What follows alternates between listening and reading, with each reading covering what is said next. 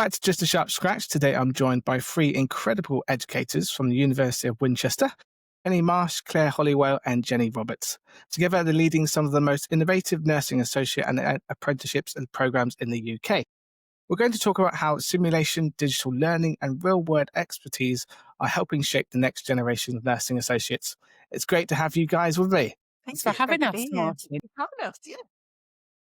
It's absolutely my pleasure to have you on. Before we kind of, like I said, always get into our interrogation program, we kind of pretty much do a bit of an icebreaker question. So I'm going to nominate Penny to give me a number between 1 and 200, and that's going to be your icebreaker question. Okay, I'm going to go with 88 and then take full 88. responsibility if it's an awful one.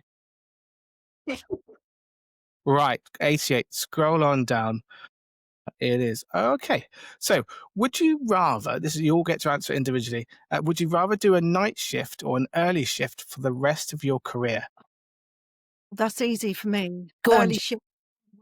I'm an early bird and I'm not Yeah. a night worker. Early shifts for me. Yeah, I'm going early, definitely.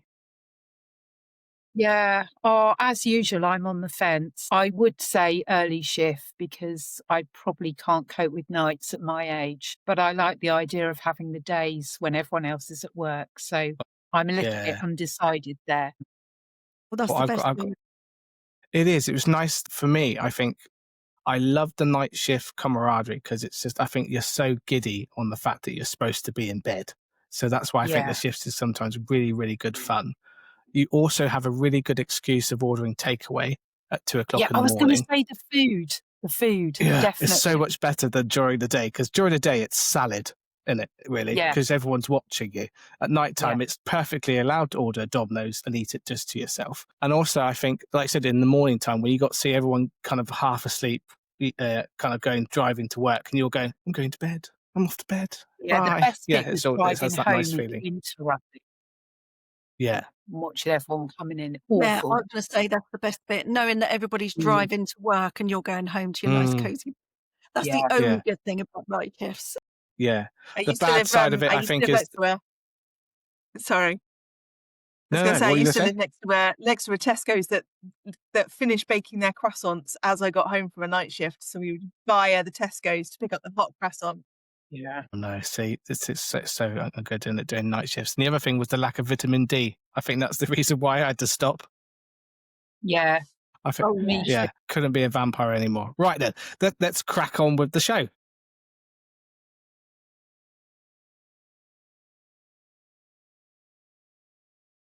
Right. So my first question is going to you, Penny. So when you look back at launching Winchester's first kind of nursing associate apprenticeship, what kind of moment made you think, yes, this is working? So I think it was probably seeing our first group of nursing associate apprentices sort of supporting one another in practice in their second year. That was when sort of the light went on, because they were using the language, the professionalism, and they had the confidence of registered practitioners.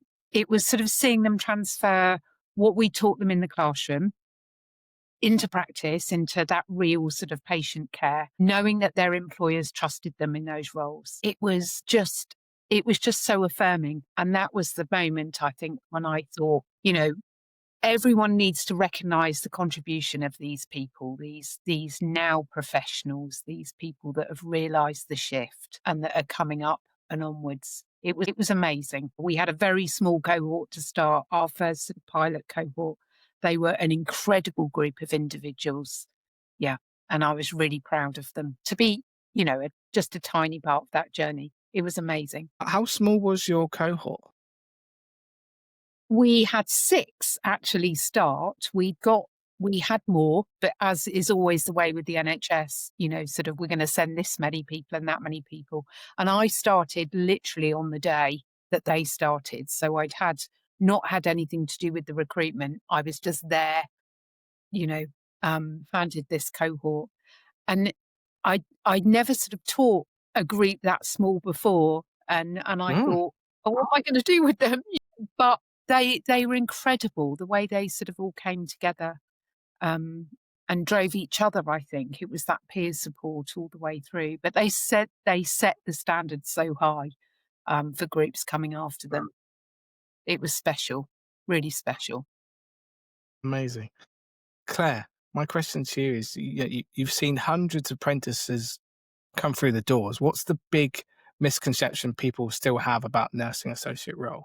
I think it's the same as many people say in terms of being worried about the scope of role and worried about how much supervision an NA needs. And I think some of the biggest challenges that we've previously had, I think it's changing now.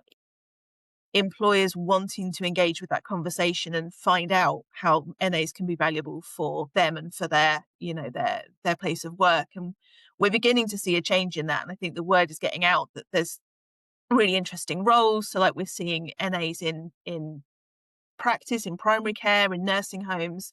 And I think if anything, it's the acute settings that we're really wanting to champion it, needing to champion it because of trying to get those conversations happening so that they can really get inspired by the size of scope of role and the fact that they don't have to hover over somebody that's an NA, but actually how autonomous that is and how exciting that is. I think it's changing, but I think scope of role probably is the biggest challenge.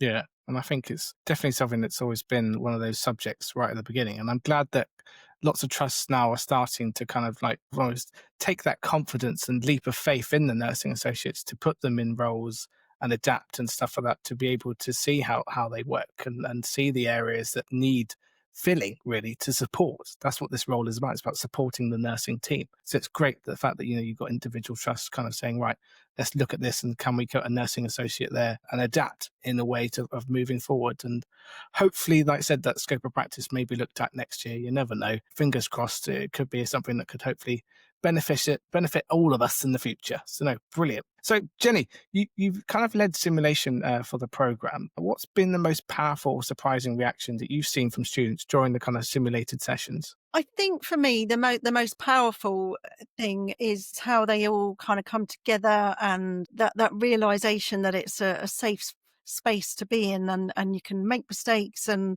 you're not harming any patients. Thinking, oh no, I can't do simulation, I can't do role playing. But actually, when they get to do it, they kind of realize that, oh, actually, I'm learning more by doing scenarios and being immersed in it. And, I didn't realize how much I could learn by doing things this way. So that's quite powerful for me. And also that sort of shift in confidence, you see them like really, really anxious in the beginning and to feeling empowered. And that's always quite striking for me.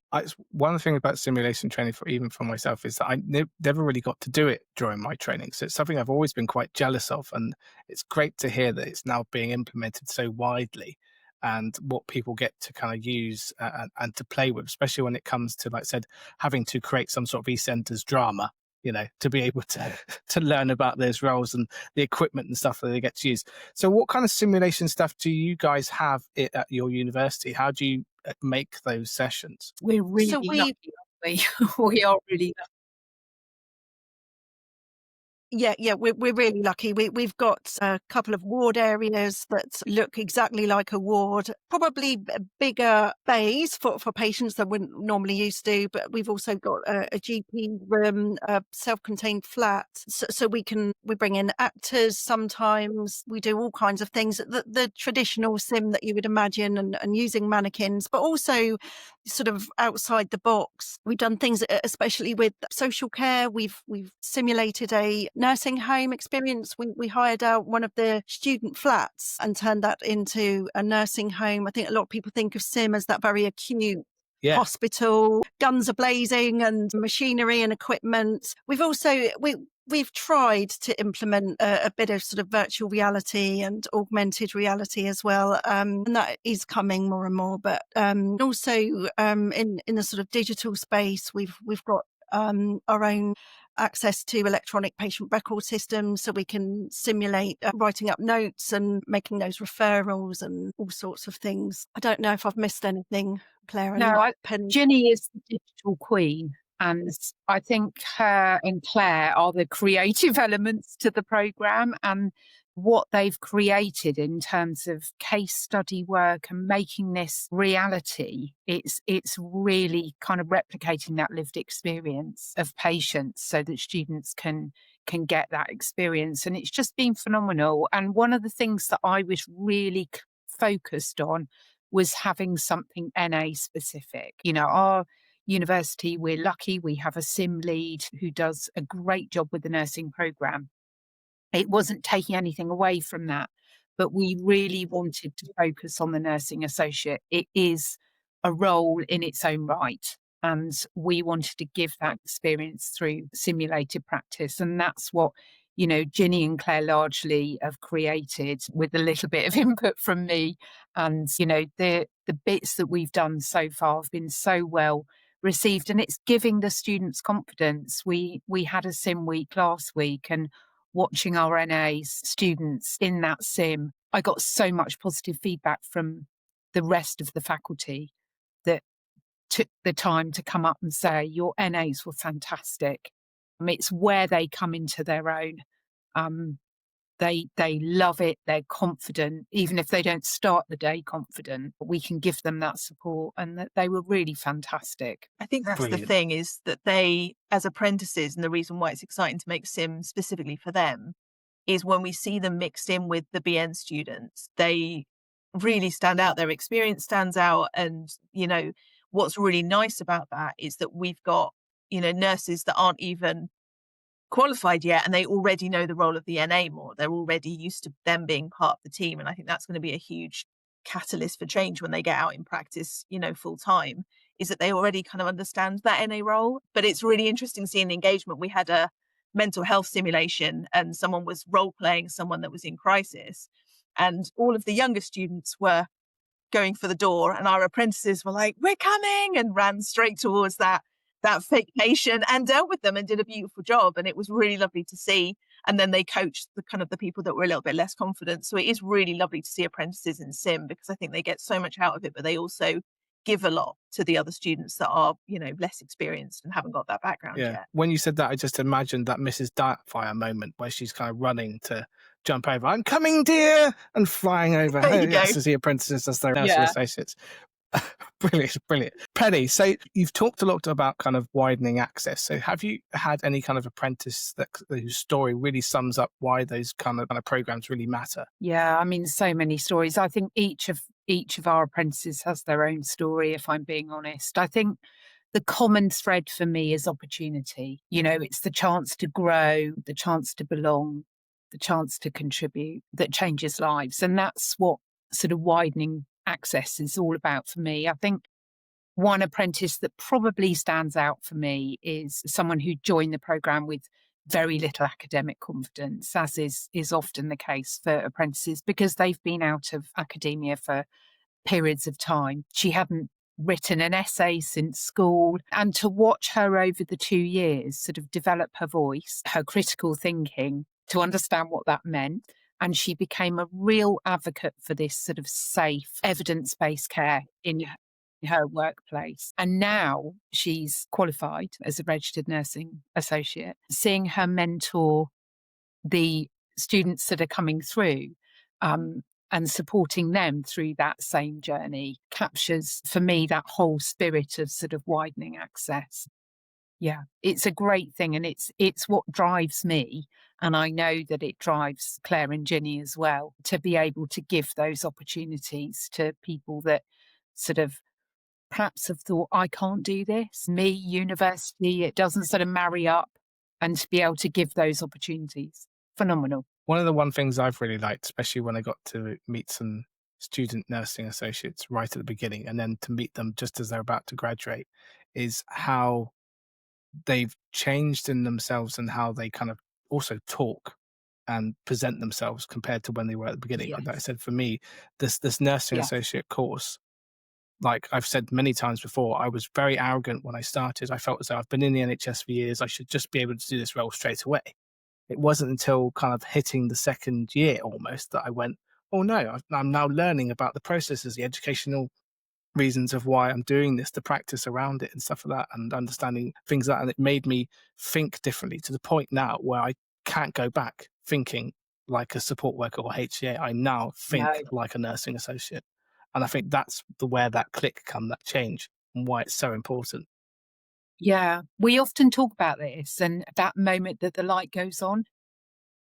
You know, and it often happens in year 2 because they've gone through that process in year one of that sort of imposter syndrome feeling, should I be here? And then in year two, at the beginning, it sort of suddenly clicks. And I was just saying to an NA last week, actually, who's just gone through graduation gateway. And I just said to him and his manager, 2 years ago, he was someone who sat in a classroom that wouldn't even make eye contact, wouldn't contribute, just was disengaged for lots of reasons. And now here we are. And there was this confident, competent, enthusiastic, driven practitioner who I absolutely know is going to fly the flag for NAs. Most importantly, is going to deliver that high quality care. And I could not have been prouder. And I said to him, all the credit is yours, absolutely all the credit is yours. You've made that change. You've held that mirror up. You've looked deep or dug deep. And yeah, there he was. So I get so many of those moments. It's really hard to pinpoint. And I think we had our university graduation last month. And I think there is that sort of overwhelming feeling of privilege, I think, to be a very small part of that journey. Immense pride that these people are going out and looking after patients, because that's what we want, isn't it? Yeah, very much so. Claire, you've helped design both Dementia Simulation Day and Fitness to Practice Simulation that are now kind of being explored and kind of tailored to by many other and trialed by many other universities. So what inspired those kind of projects and what impact have you seen on kind of students taking part? Gosh, I could go into so much detail. Just to kind of give a context, so the Fitness to Practice, we have got a moot court because we've got law being taught at Winchester. So we nicked the moot court and we did a mock tribunal, which Penny and Ginny role played, which was wonderful. And we had a lawyer there and we would pause, and the students were the panel essentially, and they had to think of the questions to ask. They had to figure out what the sanctions would be. We did a lot of looking at the code. And then in the afternoon, we role played what actually happened from what they were actually saying in the court. So it was a brilliant day, and we had practice partners come in and be part of that. And they saw the code, and essentially it was the first time they'd really understood why it's important, and they really understood what it had been used for. So something that when you're teaching it, it's like, oh, we'll have it in essays and we talk about it and we refer to it. But actually that Fitness to Practice Day, it really came home to them, like every single element and why it was important. And the other day we did was I wrote a Dementia Sim Day, where half the day there's teaching and then there's a lived experience contributor who's brilliant. And then the second half, they do activities that kind of emulate what having dementia might be like. So there's various different activities that they do.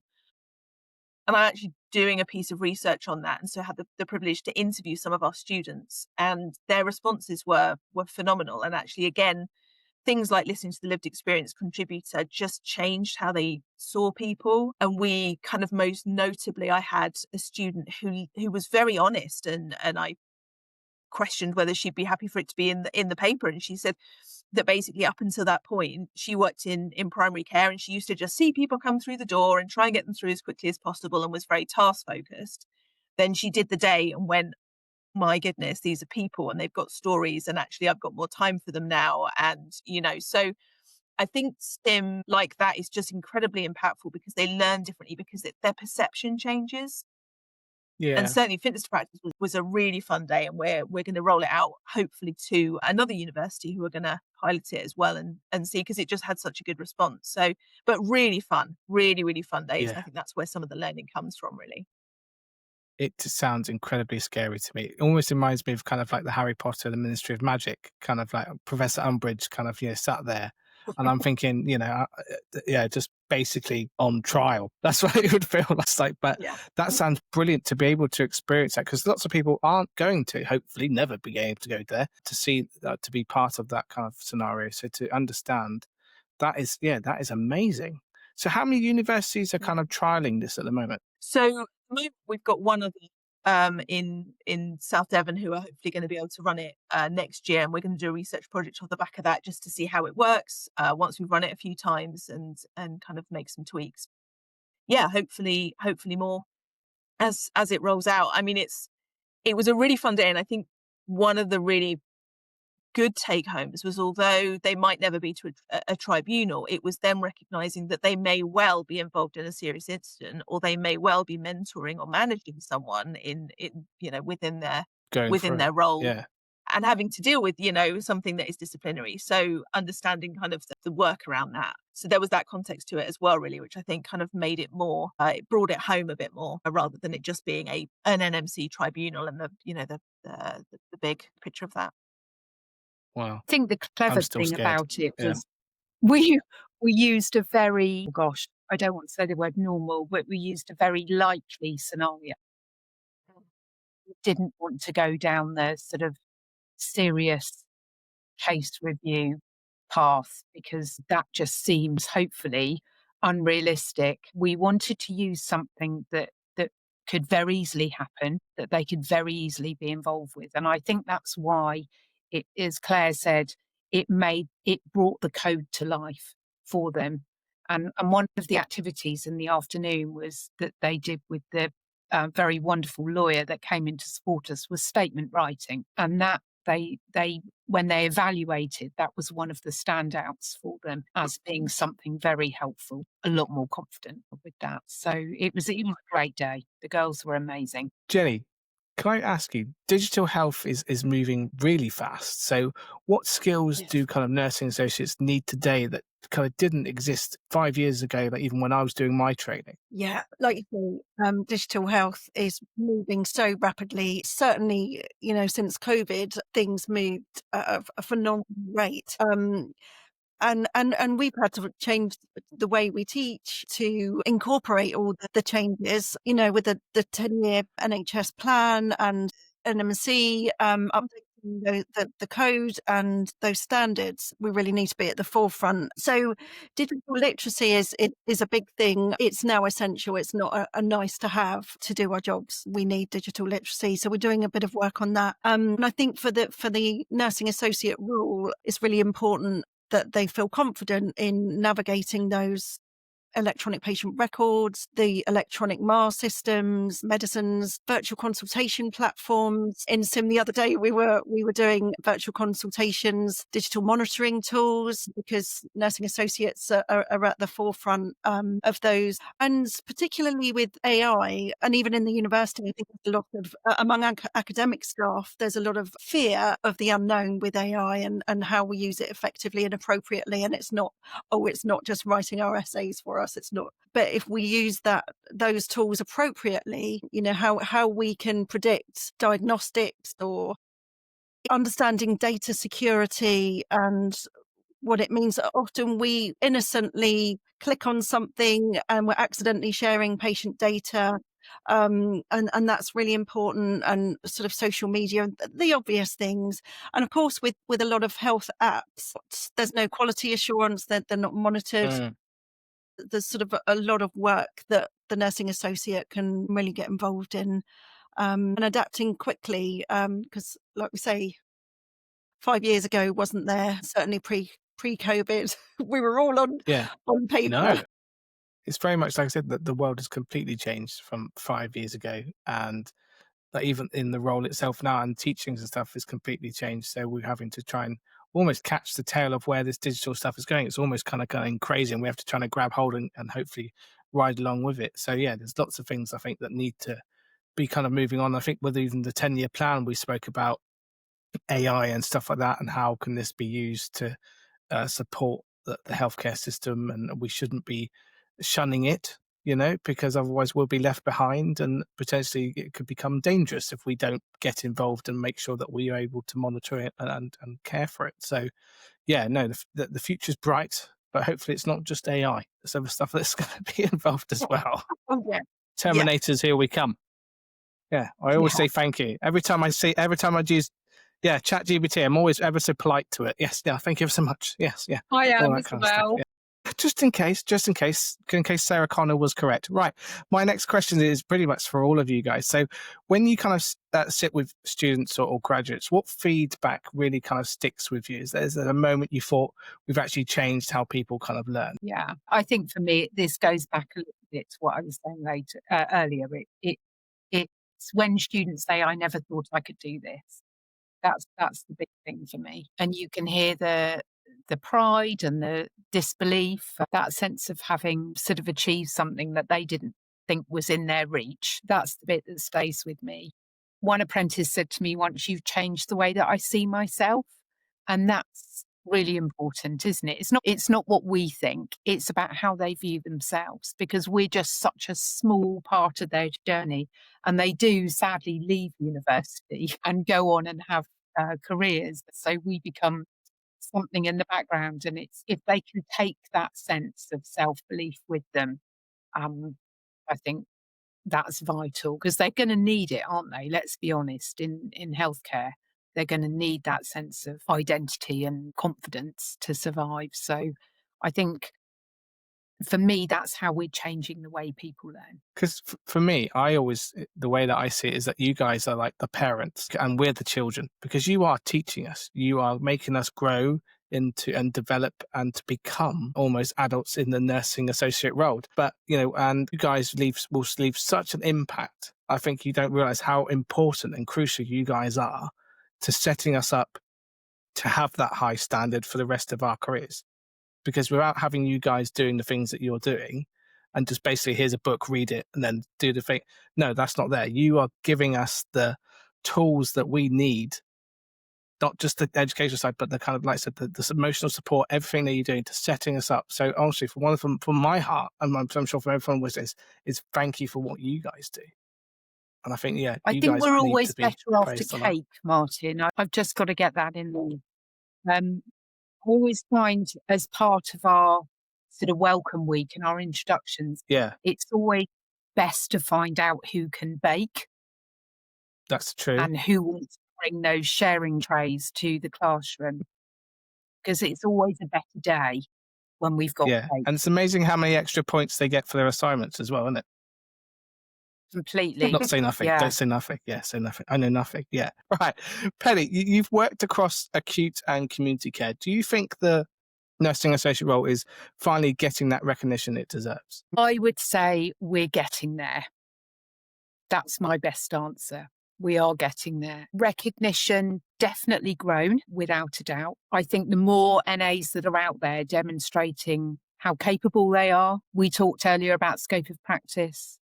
Some help from the NMC would be great. But in the meantime, those conversations with employers about where that scope can go, where those boundaries are, but, to explore those limitations and why is really important. We're seeing NAs take on leadership roles now within their scope, which is fantastic, especially, with our smaller employers, in social care as well, in primary care, they're taking on those leadership roles and they're doing them really, really well. And they're becoming valued members of the multidisciplinary team, I think. But there is still work to do. I think, a lot of that work is about educating our colleagues into that role. I sort of wish I'd had £1 for every time someone had asked me about scope for the NA, because I'd be in Bora Bora right now, not sitting in my house and it's raining outside. But I think those terms like halfway to a nurse, it's like the old EN role, underpaid band 5, well, they've got to go. We've got to get that understanding out there that this is a protected role, it's a dedicated role, but most important, it's a really valuable role. I think they're more important, is my opinion. We talk, so much is said about the bridge between support worker and registered nurse. I don't think that's the important bit. The important bit for me is the bridge between social care and health, because that's where it's needed, isn't it? Social care isn't going to fix itself without there being some changes in health. We've got to have practitioners out there that understand that journey. And that's what the NA role is. They have these placements, they have this wonderful, wonderful opportunity to learn about care delivery in these different settings. Why isn't that being utilised more? And so I think that recognition is building, but it's driven by the professionalism and the commitment of the nursing associates themselves, in my opinion. And it's up to us to support that. Love it. Love it.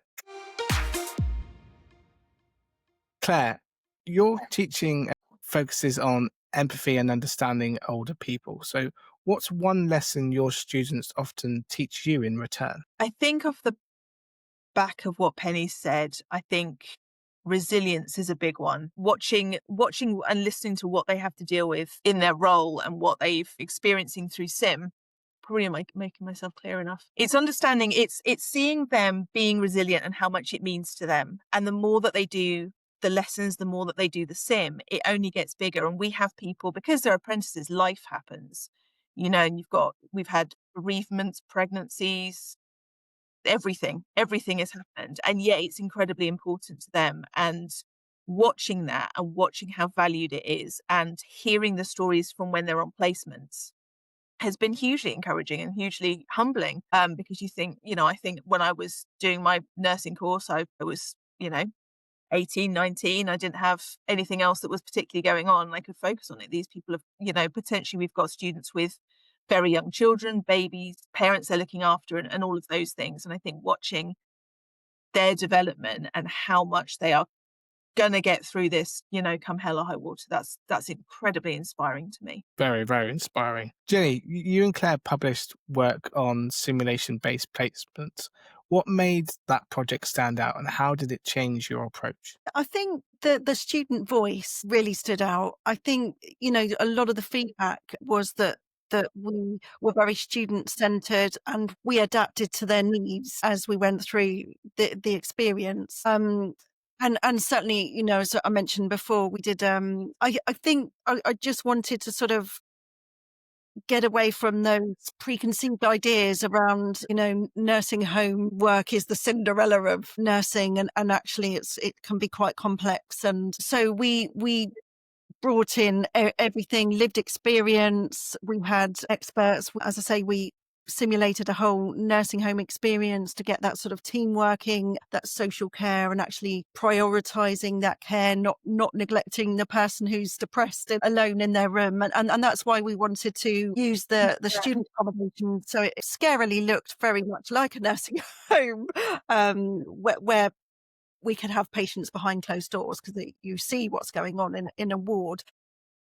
I think what's kind of changed way of thinking, I suppose, is it was what was stark was not actually learning the skills so much. It was more about that, because you can't teach deep empathy, and Claire can identify with this, I'm sure, but how we developed that in them, or how they developed that in themselves. And really, we had the GERT suits where we were simulating, what it's like to have an unsteady gait, and glasses that made us not see very well. And, and a lot of people, I could never understand why they won't hurry along, and actually having that feeling of not being able to put one foot in front of the other really embedded that deep empathy. So I think for me, it's not always about the skills that we're learning. It's those other skills that you can't really teach in a classroom. I think that's what has come out of the Dementia Day research as well. Is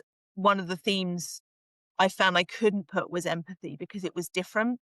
It was, as we found in our other paper, it's about seeing through their eyes. It was like finally they went, if I was, them, this is what I would be experiencing, and they experienced this and he thought that. So it's not if I was in their shoes, this is what I would want. It was an understanding of this is how they have experienced the world, and that's really different to what I would have thought, and that's really impactful. So as Ginny said, it was different than just I'm now going to be empathetic because I've seen something and this is how I'd want it done if it were me. It's much more significant than that. And we've seen that kind of across multiple sim, things like the virtual placement and the Dementia Day. Brilliant. It's really good. I'm so jealous. I wish I was gone to Winchester now to do all this stuff. This is fantastic. My next question is for all of you guys, really. If you could redesign one part of how the NHS supports apprenticeships tomorrow, what would you fix first? Backfill. Making sure that there was the ability to backfill so that people can give all the apprentices that they want to. I think we know that there are people out there that are desperate to do apprenticeships, and it's just not possible, because although they've got the tuition, the ability to pay the tuition, there is not the ability to backfill those roles. And so there's that that limiter. And I think without that, we'd see an amazing increase in apprenticeships, which is what we need. For me, it's workforce planning. Just amazed at the sort of the lack of, I suppose, workforce planning. If they built apprenticeships into workforce planning so that you had this very clear step on, step off model. So from support worker to NA, and then an appraisal point where line managers were able to look at this A and say, is this someone that A wants to and B is capable of carrying on and topping up? And then there was that clear sort of pipeline. You'd have that career continuity, but you also have your constant workforce, because nursing is very mobile. It always has been, isn't it? So, why aren't we growing our own? Why aren't NHS trusts looking at that and building it into a workforce strategy? It's so frustrating. I realise there are other factors. I get that. But it is frustrating when, year after year, we don't hear about it in workforce planning. And so, that doesn't help with apprentices feeling their own value or recognising their own value at all. And they're just not recognised in that strategy. It's annoying. It is Yeah, I very. think yeah, Penny. I mean, for me, it is that if we could just give that NA role that sort of, the kudos that it deserves, if that's the right word, because that role is so important. Like you say, Penny, that workforce planning and fill in the backfills. We'd have that sort of a good NHS with no. It is a good NHS, but Yeah, we'd have a whole with no army, staff wouldn't we? Whole army of shortages. nursing associates. Yeah. Absolutely. World domination. That's what we're heading for. Slowly taking over the We'll world. settle for Mr. nothing Bond. less. But no, I agree with all of this. Those comments that you've made. It's something that I've been trying to raise, through the petition and stuff like that, which is still live and still going, and it is getting momentum. We are getting to places and talking to people that we need to. It's just one of the things that I found whilst working in the NHS, that nothing's done quickly. But I'm hoping the future, like I said, being part of this 10-year plan and how the chief nurse is talking about nursing associates in that is a key big tick in my box, thinking, right, no, we are still part of this plan, then they aren't getting rid of us. And I'm hoping that's what we can kind of build on, this momentum. And there's some rather exciting things coming in the new year. That's all I can say at the moment. But I'm looking forward to hoping to be able to kind of inspire some more nursing associates and keep those that still want to be a nursing associate for something to aim for. But that's for a different podcast for a different day. But my final question that I kind of want to ask you all is kind of, what's the kind of big idea or kind of project that you're most excited about right now? Shall Yeah, okay.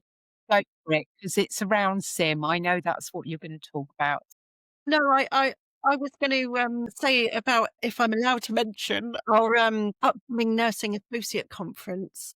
Oh, Yes, so I'm really genuinely excited about this National Nursing Associate Conference that we're hosting Easter time next year. It aims to shine a national spotlight on the role of the nursing associate and its impact and the role's future, really. So we're bringing together nursing associate students, registered NAs, employers, educators, policy leads, everybody, to really push the conversation forward about, where nursing associate role needs to go next. Sorry, just had to get that in there. Ought to tell product Martyn at some placement. point. There we are. The invitation to be a keynote speaker will be in a carriage on a velvet cushion at any time Me? now. Okay. For my Harry Potter letter to come through, that's what it would be, through the post. Yeah. We're all about integrating Harry Potter into the curriculum, the girls will tell you. Brilliant. Diego, I know it's going off subject. So we had a very small cohort of 24, and they split us into 4 groups, which became our houses. And guess what our houses were called?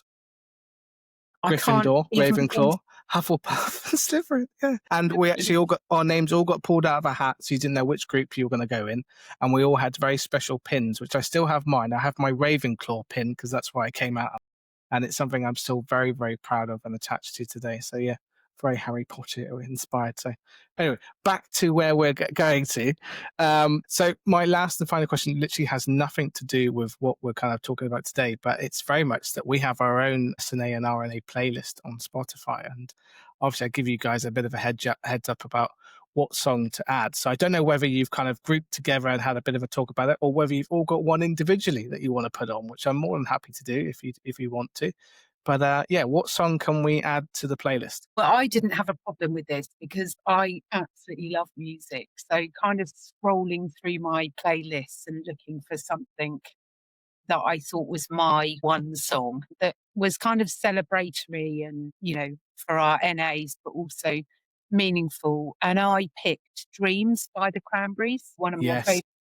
And most of our students will be way too young to remember, but I love that song. So yeah, I'd be really delighted if it made it onto the playlist. Claire and Jenny, did you think of a song? I've got one that is, the lyrics don't necessarily relate to anything NA, but It's all right. my dad used to drive me to and from university every single holiday while I was doing my nursing training, and we always used to listen to Paul Simon.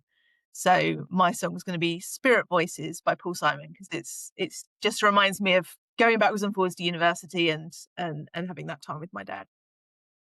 Oh, that's lovely.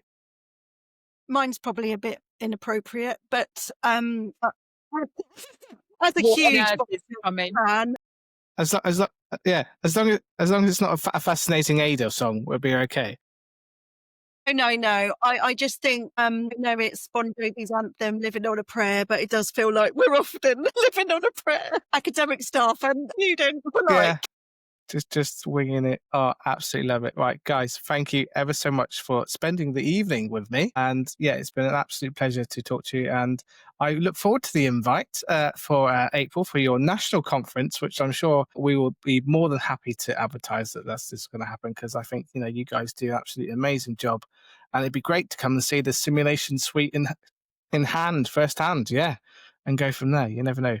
Might have to come down and bring the film crew with us. Brilliant. That'd be lovely. Brilliant. Thanks You guys so take much care. for having us.